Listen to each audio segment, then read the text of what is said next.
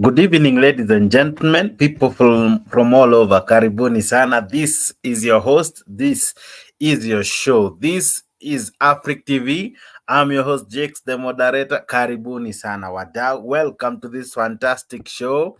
I'm your host, Jakes, the moderator. We have another great one lined up for you. Leo ni ile siku. Huku nje kumejawa shangwe, vifijo na hoi hoi. I'll be telling you why, but where? It's a blow to the president. It's a blow to the government for the first time ever. Last time they used to laugh at the president, former president Uhuru Kenyatta, when courts were telling him most of the things that he would do, they were unconstitutional, null, and void. They would mock him, They would mock him together with they termed him his handshake partner Raila Odinga. They termed him that Uhuru was void and Raila was null. Now, unfortunately, today it was served hot on their plate. Wale ambao walicheka wengine, wale ambao waliishi kuambia wengine that their storos are null and void today, wow, they were on the receiving end. Karibu sana kwa hii show. I have a great show lined up for you. And as I've told you, this is Afric TV. Here, we unlock the African story. Aibu leo imemkumba the one and only, the guy who used to laugh at Uhuru Kenyatta when he was told that some of the things that he was doing were null and void. Leo, kimemlamba pia yeye, because you cannot operate above the law. You cannot just push things, you cannot just push bills without considering the due process, and the due process today was null and void. Karibu sana. I'm your host, Jakes, the moderator. This is your host whom has been bringing you shows that you have come to love, shows that you follow every day. Inapotimia midaya saa 4, karibuni sana. Ni juzi unanitazama ukiwa wapi? We have a great show lined up for you. This show is specifically for you, you who are a fan of this program, and you who will invite someone new. So fanya vipi, like, subscribe and share this story to as many as you can. Asante kwa wale ambao wanajiunga. See, allow me to read 2 or 3 who have already sent in their messages. Ni juzi unanitazama ukiwa wapi? Namuona SK Buyaki ako ndani, anasema Ruto alipigwa sumu ikarudishwa. Ruto alipiga simu ikarudishwa. Yeah, there was a stay order and the government was given up to January. So it's interesting, but at least today, for the first time, there was a null and void verdict. Bernard Kungu amesema ako ndani, asante sana. Kipruto Chinese, I see you, karibu sana. Chalo uko ndani, karibu sana kwa show. Christine uko kwa show, karibu sana. Catherine Jepkoril, I see you, uko ndani. Karibu sana. Thank you for joining us. Thank you for tuning in. This is your show. I'm your host, Jakes, the moderator. Let us have a nice show. I see wengi wakisema housing levy was suspended till January. Was it suspended? I don't know, but the stay order was issued. We'll be having a great show. Let me know where you're watching me from. Let me know unanitazama ukiwa wapi. Namuona Shiko Felista amelike hii video. Nani mwingine amelike hii video? Masi Mugambi, asante kwa kulike hii video. Linda, asante sana kwa kulike hii video. Isaac Oroba, asante kwa kulike hii video. Pius Okari, asante kwa kulike hii video. Gladys Wakish, asante sana kwa kulike hii video. Sheriot, I think, asante sana kwa kulike hii video. King Madonna, ninakuona, asante sana umelike hii video. Thank you for liking hii video. Let me know where you're watching me from. Namuona Longesha anasema there is no shame in law. Law is law. Asante sana. Evans Opola, I thank you for liking the video. Like hii video hapo Facebook, like hii video hapo Facebook, hapo YouTube, like the video. Asante sana. Vera Gesera, asante kwa kulike hii video. Thank you very much. Wold Mary, asante kwa kulike hii video. King Madonna, asante sana kwa kulike hii video. Ninawashukuru sana wadau. Asante kwa kusubscribe to Afric 24. Asanteni tu sana. Felulo, asante sana. Eunice Moki, asante kwa kulike hii video, na wengi ambao mna like hii video, wadau, asante sana. Simnijuze pia mnanitazama mkiwa wapi, where are you? Karibuni sana kwa show yenyu, show mmekuja kupenda. I'm your host Jex and this is Africa 24, show kali, show fiti, show yako. Namwona Lonok Isaac amelike hii video, Rose Mahasi amelike hii video, Mark James asante sana kwa kulike hii video, Honorable Robert Mutuma, asante kwa kulike hii video. Thank you very much for liking the video. Thank you very much for subscribing to Africa 24. Thank you for being part of this great conversation. I just love you guys. For you guys are just but fantastic and amazing. Namwona Levy Robinson anasema akondani, karibu sana. Let me know where you're watching me from. This is your show mmekuja kupenda tu sana. Namwona Ibrana ananiambia niko ndani kaka, asante sana. Namwona Lenok Isaac akondani maeneo ya Turukana. Watu wa Turukana vipi? Karibuni sana. Gladys Wakish ananiambia anatazama akiwa Kirinyaga County. Let me know where you're watching me from. Nijuze unanitazama ukiwa wapi. Aha, namwona Sami Ochieng amelike hii video. Namwona Patrick Abwala amelike hii video. Like hii video kwa YouTube, like hii video kwa Facebook. Zaidi ya yote, subscribe to Africa 24. Very soon we'll be awarding guys who have been subscribing. We have their names. The names are popping up. The list is growing and the people will be awarded. You'll be seeing it live here at Africa 24. Honorable Mtuma, I see you. I see you. I see you. I see you. Thank you so much. Asanteni kwa ujumbe zenyu. Zimekuwa zikiingia even after the show. Thank you so very much. Thank you. Alphonse Nzioko unasema uko ndani, uko maeneo ya wapi? Ya Kanairo ama uko wapi? Let me know where you're watching me from. I have a great show lined up for you. You remember we were here asking the government to pause. Let's allow engagement. Let us participate, in the making of this housing levy, right? We were here, if you remember correctly. And kwa kifua ikapitishwa, right? And now we are back again to the same issue. Now back to the drawing board. The government needs to go back to the drawing board because it has not fully been thrown out. So it will still come, but it will still some things might change, and probably this might slow down William Ruto. Don't you think? Don't you think it might slow him down? Kwa sababu manze, he thought probably he will have everything sailing his way. Unfortunately, leo ameambiwa there are things, that can be null and void. Above all, unconstitutional. I just love the legal language. Asante sana Nzioka, asante sana. Uko maeneo ya Imara Daima, Nairobi. Karibuni sana wadau, asante sana. Asante sana Eunice. Asante sana Stella Louise kwa kulike hii video. Asante sana Christine kwa kulike hii video. Asante sana Shiko kwa kulike hii video. Asante sana Patrick, I see you. Namwona Ochieng amelike hii video. Namwona nani hapa? Mark James amelike hii video. Rose Mahasi amelike hii video. Thank you guys for liking the video. Thank you for following us on Africa 24.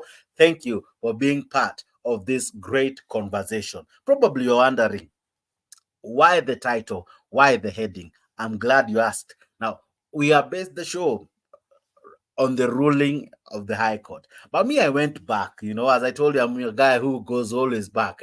I remembered how they mocked Uhuru Kenyatta. It reminded me when BBI fell. You remember how they celebrated? They almost held a bash. They almost held a bash celebrating the fall of BBI. You remember immediately after the fall of BBI, the president, former deputy president, then held a presser celebrating the courts. Celebrating the courts for doing him what he said was good. You remember how he stood tall in Bomas, right? And when BBI fell, he was the first one to celebrate. Now today, right? Alicheka cha mwenzake. Sasa leo amekutana na kinyozi watatu kwanza, wakamwambia, you know what? Your bill is null and void. They celebrated so many things that Uhuru fell on, but today it was their day. Asante sana wadau, watu wa Azimio karibuni, watu wa Kenya Kwanza karibuni, wa Kenya in the US karibuni sana, wa Kenya ambao wako mbali karibuni, show yenyu ndo hii. Wa Kenya karibuni tu sana, come let us discuss. Kuna wale wana celebrate, kuna wale pia wana feel of course the government will do something despite it falling today, this will be rectified and the law will stand. Oh, unacheza na wanasiasa, they know how to fix these things Okay, Elias, I see you. Asante sana. Christine Okoba, Crisantos Okoba, I see you. Asante sana. Morris Limo, nina kuona. Maoni yako ni yapi? Do you agree with the courts? Do you agree with the courts? Of course, Kenya Kwanza, through their lawyers, were quick to ask for a stay order and, of course, to ask for time to prepare and repeal and do justice to that law. And, of course, they were given 45 days. I'll be playing more on that ruling and you'll be learning more. But where? Usiwahi cheka mwenzako, your day will equally come. Your day will equally come. They laughed and mocked Uhuru Kenyatta. Where? Kumbe. Kumbe. Time is a beautiful factor that tomorrow, things that you thought you're doing for others, or to others rather, will be done to you. Well, listen to this. This is what the court said today. Declaring some sections of the Finance Act 2023 unconstitutional. The petitioners had argued, among other issues, under tension acting the finance bill. So it was a win for the government on this front and others after the three-judge bench found that there was sufficient public participation facilitated by the National Assembly during the formulation of the finance bill. Lillian Mully followed the proceedings and tells us more from the side of government. In consolidated petitions challenging the Finance Act 2023, Busia Senator Okia Omtata and others moved to court seeking to stop its implementation. The petitioners approached the court to have the new law declared unconstitutional, arguing that the Finance Act 2023 was illegal because it did not pass through the Senate as envisioned by the law and did not include public participation. They also questioned whether certain taxes cited in the petition and as enacted by the Finance Act are unconstitutional. And while the three-judge bench comprising David Majanja, Christine Meoli, and Lawrence Mugambi ruled that the collection of housing levy only from salaried employees was discriminatory and unconstitutional, it quashed elements of the petition that challenged, among other issues, whether the public participation conducted in the enactment of the bill was sufficient. There is ample evidence that the National Assembly invited citizens to submit and give comments on the bill by way of letters to various stakeholders and newspaper advertisements. Secondly, the invitations indicated the venues of the public meetings and the manner of submission of written memoranda on the bill. The petitioners had further argued that the National Assembly erred by not involving the Senate in the formulation of the law. The judges found that National Assembly Speaker Moses Wetangula did not have to seek concurrence from Senate Speaker Amason Kingi on the finance bill, as it was a money bill. Further, taxation is a function of the national government. Thus, in my view, the bill was correctly processed by the National Assembly because its fit and substance falls within the functions of the national government. It was not necessary for the Senate to be included in the district process. The petitioners complained that the National Assembly incorporated into the bill 18 additional amendments whose proposals were not subject to public participation. The Income Tax Act, the Value Add Tax Act, Excise Duty Act, Miscellaneous Fees and Levies Act, the KRA Act, Retirement Benefits Act, Alcoholic Drinks Control Act 2010, Special Economic Zones Act, and EPZ Act. It must be appreciated that after the National Assembly has heard the views of members of public and industry stakeholders on a bill, it is not precluded from effecting amendments to the bill before finally passing it. The court rejected claims that estimates of revenue and expenditure were not not included in the Appropriation Act in accordance with the Constitution. Our view is that the estimates of revenue and estimates of expenditure are part of the budget making process. Although the bill containing estimates of revenue was not tendered before the court, we ascertained that as part of the budget making process, the estimates of revenue were included in the approved estimates contained in the Appropriation Bill and the Appropriation Act 2023.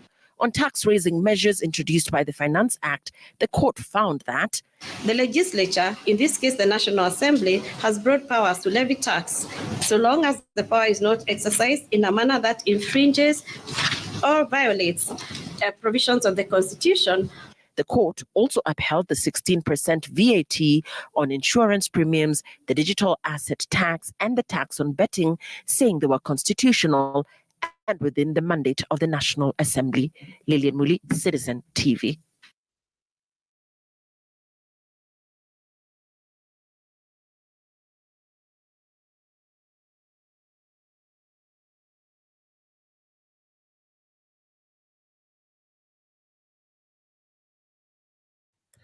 Sorry, ladies and gentlemen, according to the court, some of the things were upheld. Kuna vitu zilipita, but hiyo ya housing iliambiwa it was not fully it did not fully comply with the law. Hence, it was sent back to the drawing board. Now the government has time. It has time to work on it before January. I think January 10th they're about to work on it, and if haitakuwa imemalizana by then, now it will be a matter, forgone, or a matter concluded that it is null and void. Interesting. Now, you as Mwananchi, this housing levy was targeted to, ilikuwa ikuje ikatwe kutoka kwa mshahara yako. Ilikuwa ikuje wewe utolewe from mshahara yako some percentage, ilikuwa 1.5% of your salary. Actually, they had proposed at 3%. Baada ya watu kucomplain, they reduced it. They reduced it to 1.5. Now, this 1.5 is what was taken to court. And the court declared it as a null and void, rather for lack of proper public participation and for lack of due diligence done on the part of the courts, rather on the part of parliament. And of course, wananchi huku nje wamefurahia. Kuna watu wamefurahia vibaya sana. Huku nje watu wamefurahia. But now wadau mnasahau kitu moja. Already, those of us tunaangalianga payslip, already hiyo pesa ilikuwa ishaanza kukatwa. What happens to that money? Of course, the court will be ruling on that. The courts will be ruling on that. Already some money, good enough money imekuwa ikikatwa. What happens to that money? Miss Jaiskia gawa ikirudishia wasedo. So I don't know what happens to your money, but I pray it does not go missing. I really pray so. Of course, I'll be playing you more on that, among many other things. To other news making headlines, Azimio leader tomorrow, together with the president, will be receiving the report. Yeah, the Kalonzo report will be tabled tomorrow at Weston Hotel. You know Weston Hotel. So it will be tabled tomorrow. Yeah, on the table, it has close to 14 things that require constitutional amendment. Some of the things probably will go to a referendum. Yeah, uko ndani kuna vitu mingi wametaja, vitu kibao. Of course, some of the things there are good to some people. Some of the things there are really crazy. Given the situations that we are in right now, I don't think we need some of my opinion. I don't think we need some of the changes therein prescribed. But hey, the report tomorrow will be tabled. I wait to hear from Raila Odinga. But equally on the same breath, there is something he said today that probably tunaweza rudi kwa streets. Reasons za kurudi kwa streets will be made clear probably on Thursday, as he said today. I'll be playing you the clips of what he said today. And he said that probably, at least I misquoted, that we might be going back to the streets. Why? He feels most of the issues that we raised were never well articulated or captured in the report that will be tabled tomorrow. Yeah, so staying live, Kwa Afrique will be airing that issue live for you as they table it in front of the president and Raila Odinga. I hope they meet tomorrow. It's interesting, eh? Interesting times ahead. Now, the question is, after it is tabled, might we be going for a referendum? Maybe. Despite people suffering from floods at the moment, despite the economic challenges we are facing, we might have a constitutional moment. You remember that famous phrase from the former president that we might be living a constitutional moment? Probably we could be. Given the many recommendations that these guys are having, close to 14 of them, that touches deeply in our constitution and probably might end up being a referendum. Now, if it's a referendum, are you Mwananchi ready for it? Wanazimio, are you ready for it? Martha Karua distanced herself from the report. Eugene Wamalwa equally did the same, but Kalonzo somehow today kind of praised it. Raila Odinga said he will look into the issue. He will listen to the report tomorrow and give a very comprehensive statement. We'll be actually analyzing that statement once it's out. But Mandamano could be back. So it's an interesting day. It has been an interesting Tuesday. What stood out for you? Yeah, what stood out for you, Mwananchi? But today the courts did us proud. Though temporarily, because I'm sure this matter is far from over. But but it was juicy news. These were good news. This was a news that many truly were waiting to see what will the courts say concerning the issue. Of course, Raila Odinga had a lot to say. Raila Odinga a statement that wasn't really clear where his stand is. But ladies and gentlemen, what do you think? I can be a spoiler and tell you not to fully celebrate. Don't fully celebrate. You never know. Let's listen into from the harsh economic conditions. Led by Raila Odinga and Kalonzo Musyoka, the leaders who spoke in Kisii during a Thanksgiving ceremony of Kisii Governor Simba Arati also faulted the Kenya Kwanza government for failing to stem alleged massive corruption in various ministries. Leo hii nashukuru Mahakama Kuu, the next court in line, our appeal court judges wamekubaliana na msimamo wa azimio la Umoja wa Kenya, wakatupilia mbali ushuru wa inaitwa housing tax. Kwa hivyo hapo wameanguka flat. Tuwapigie makofi majaji yetu. Sasa lazima tu kutoa ushuru hapa, ushuru hapa, ushuru hapa. Hiyo ushuru haitafanya kazi yoyote. Hata ukiongeza ushuru ngapi, bado manake wale ambao kuna unyewezi wote, pesa itakwenda tu kwa mfuko wote binafsi. Hakuna chochote.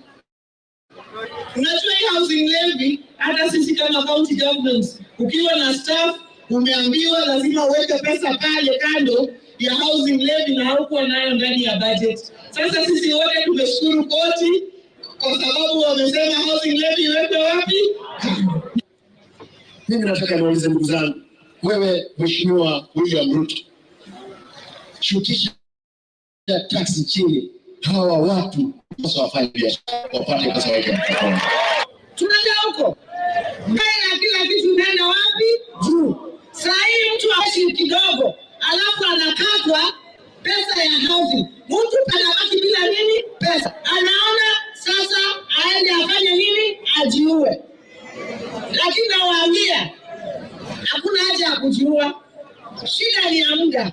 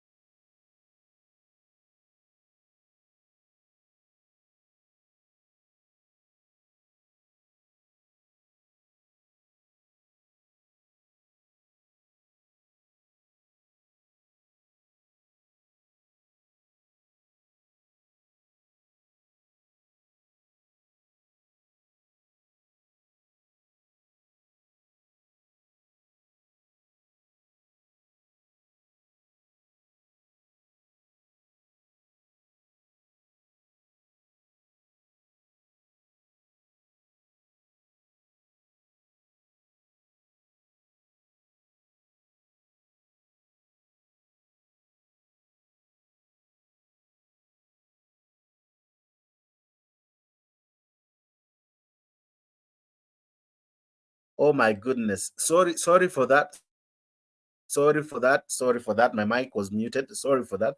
But according to what I was saying while I was muted, sorry for the muting, is that this is far from over. Don't be quick to celebrate. Don't be quick to celebrate. This is far from over. January. January is another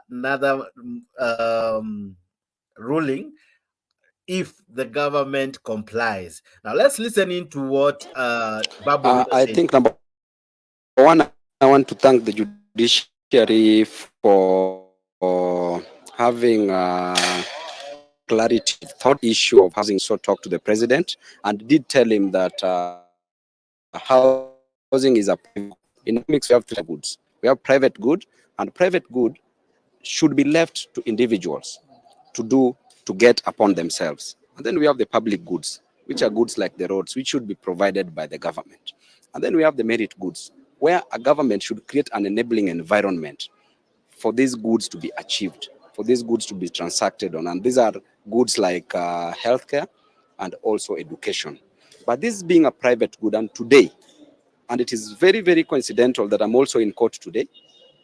And the reason why I was arrested, brought here in court, is because of the housing levy, fighting for Kenyans so that this housing levy could be declared a nullity, null and void. And indeed, true to my words, and this proves my innocence, true to my words, today the courts have agreed that the housing levy that was pegged on the Kenyans, put on the shoulders of Kenyans, indeed is unconstitutional. And I want to really thank the judiciary for that. And I want to say that the government was stealing from Kenyans. The government was defrauding the hard-earned money that belong to Kenyans. And I want to say that this is a type of theft called theft by pen. And I want to urge Kenyans to go to State House and get their monies from State House. Will you be going to State House and get your money? Will you be going to State House and get your money? As I've told you, the bill ilikuwa ishapita, so the government went ahead and began implementing it. Of course, as much as ilikuwa imepewa stay order not to use the money, ilikuwa imepewa an injunction, but now court imesema it's unconstitutional. Now the issue is what happens to the money. Babu Owino is advising you to go to State House and ask for your money.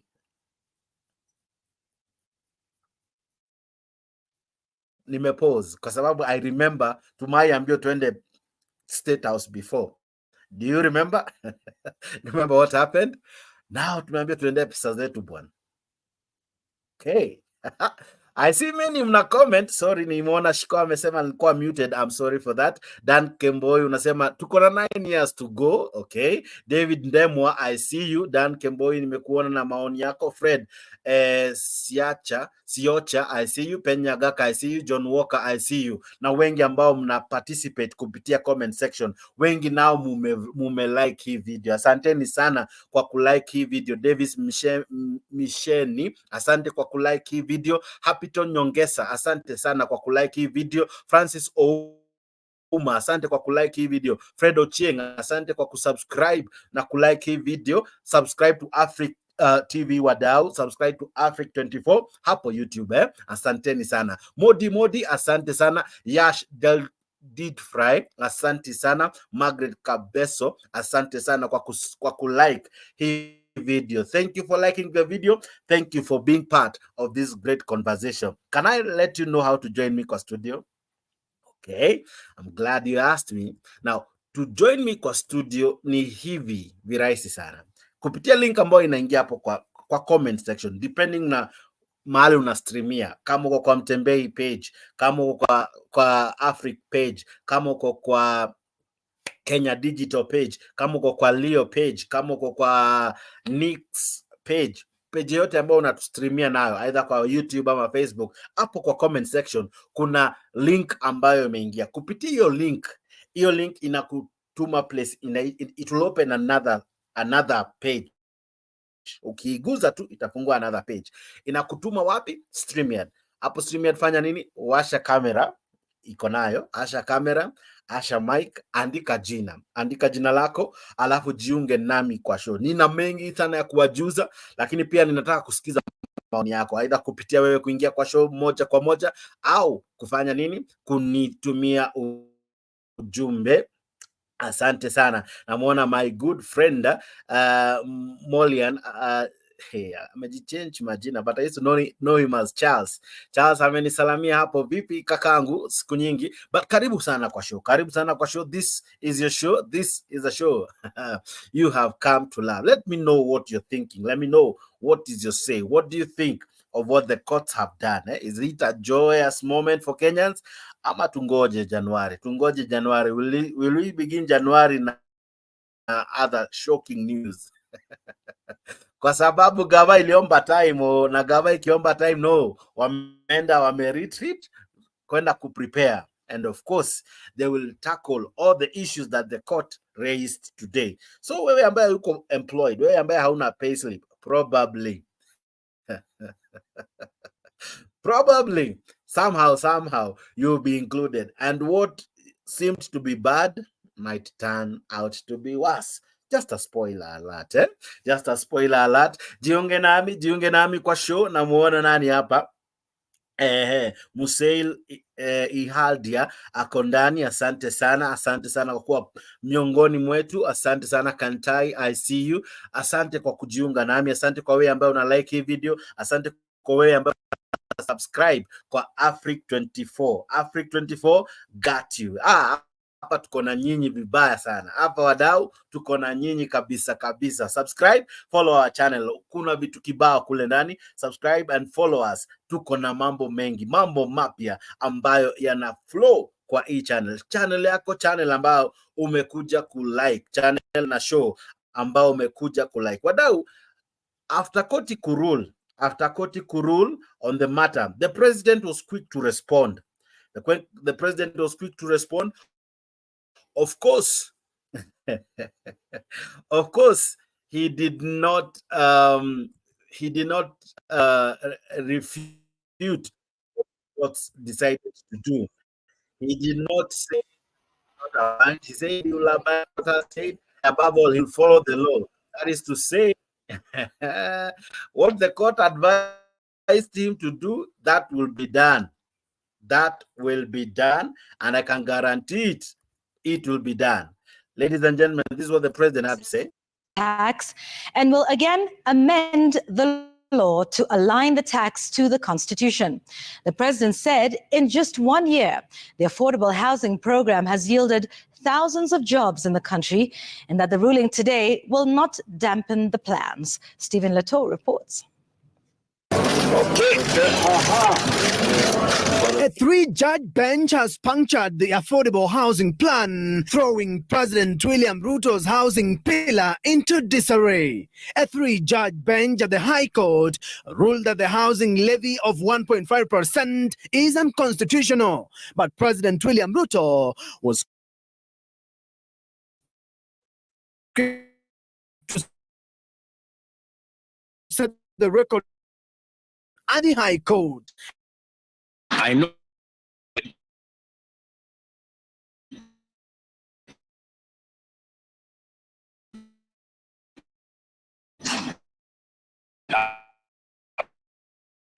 it can become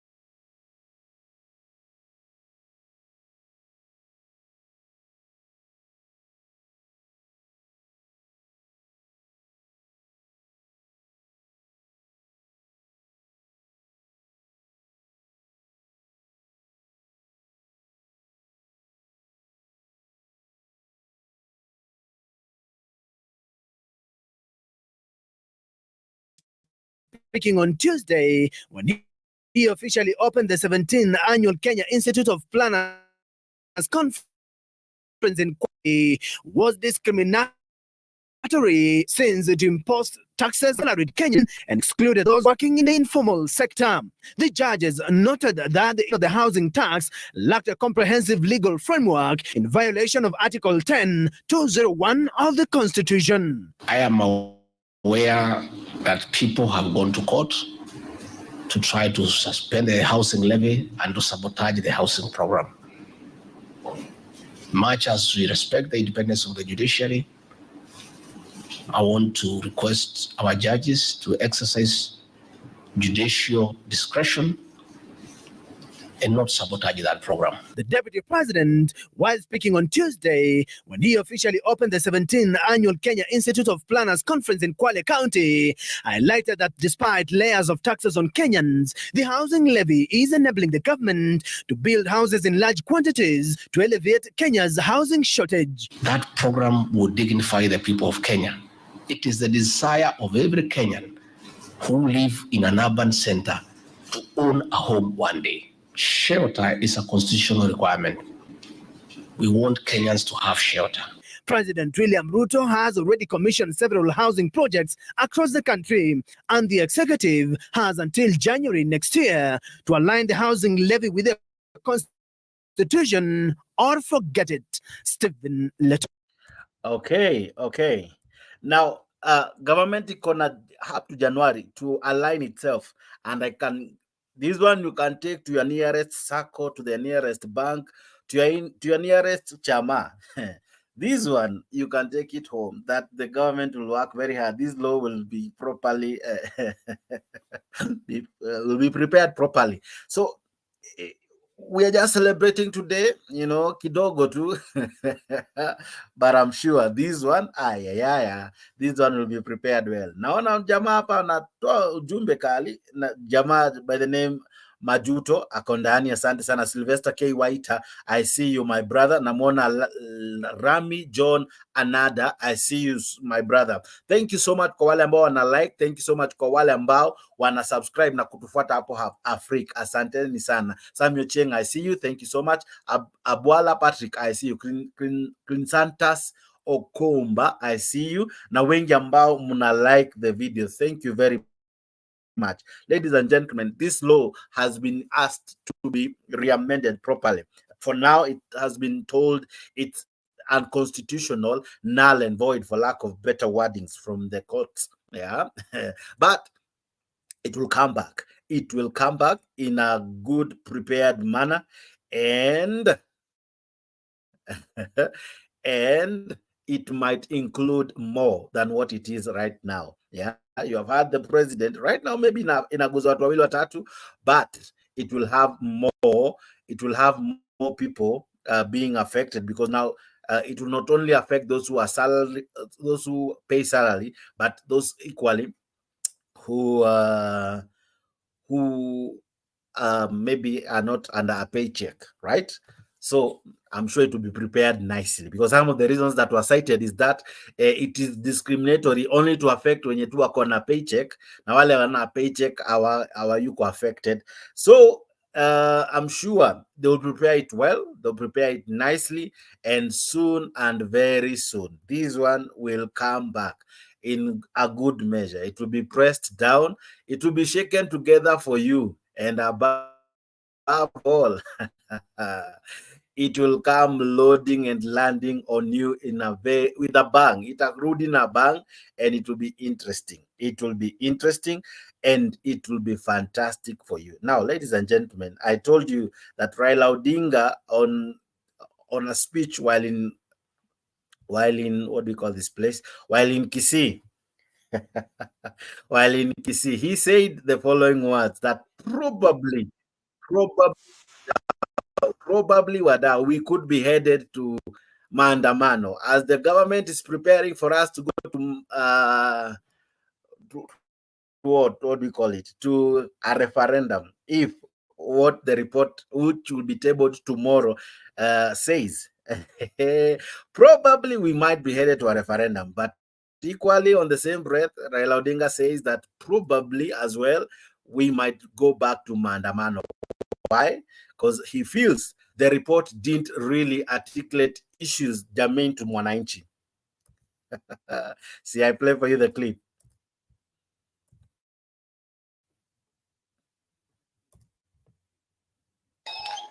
Tunajua kuna vijana wengi ambao wamehitimu umri sasa kupiga kura na hawana vitambulisho. Pili urongo.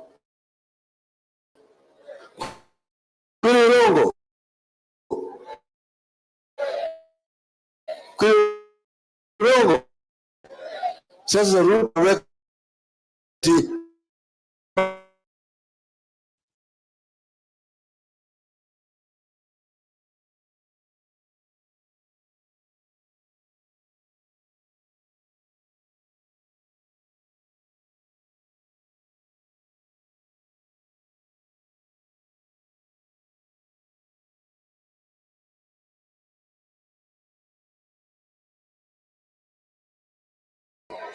si wanyonga aijengia huko chini hata kidogo. Ulianza kulaumu Uhuru, ati Uhuru amewacha hazina ambayo haina chochote, nyungu ni tupu huko. Ilikuwa ni mwaka jana alisema nyungu, sasa ni mwaka moja analaumu Uhuru. Mbona wewe hujapika hata ugali yako mwaka mzima? Ulikuwa unafanya nini? Sasa anazidi tu kutoa weka ushuru hapa, ushuru hapa, ushuru. Okay.